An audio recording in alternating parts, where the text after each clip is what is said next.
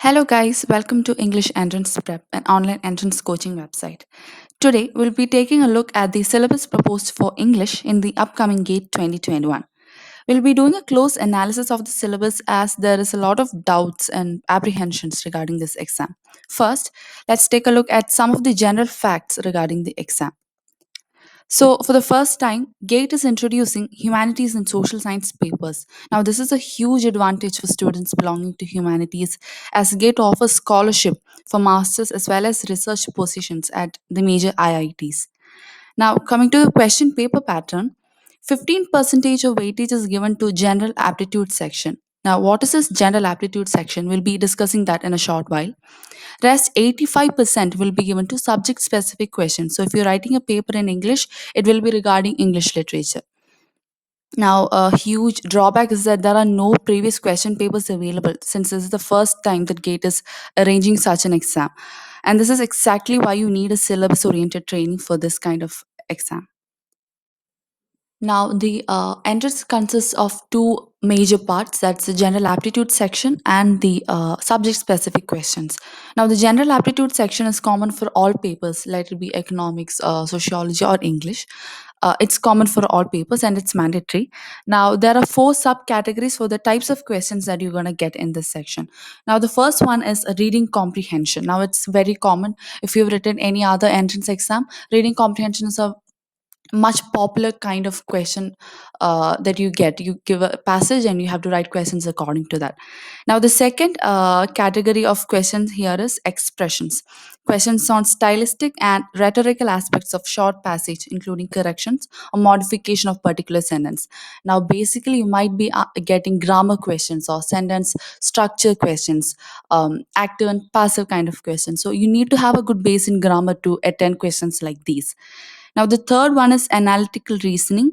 That is the ability to understand relationships in statements or short passages and being able to draw reasonable conclusions. Now, this is also very common, but you need to have a keen sense of analytical reasoning to answer questions like these. It could be regarding jumbled words, jumbled order, and then you have to adjust it to the common lingo. Questions like these might come. And the fourth part is logical reasoning. Now, in logical reasoning, critically evaluation is important to predict an argument or identifying the main and supporting arguments.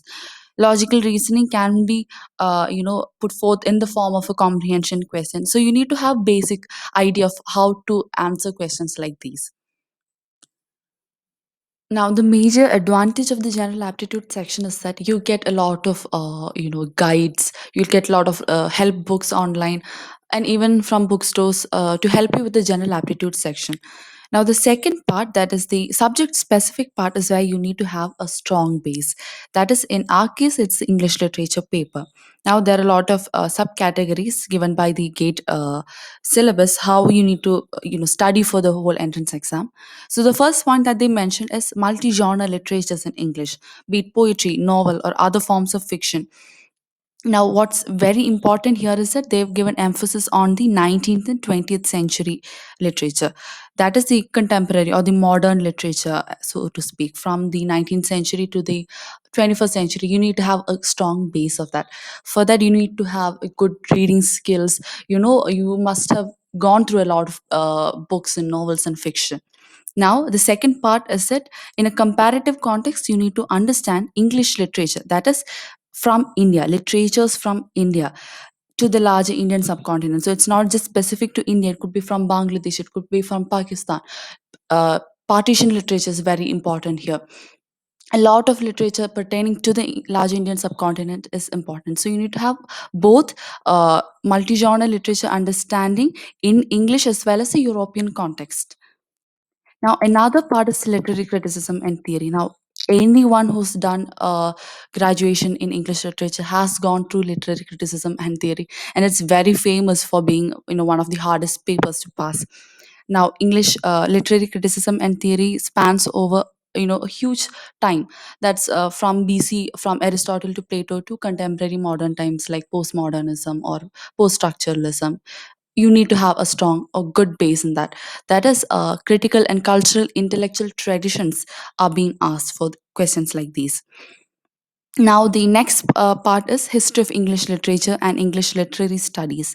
History of English literature is a little bit hard to understand, but if you, as I've told, if you've done a graduation in English literature, it's pretty much easy. That is spanning from the British history, how English as a language formed, now how was poetry formed, the importance of Chaucer, the importance of Shakespeare, all those you need to have a understanding.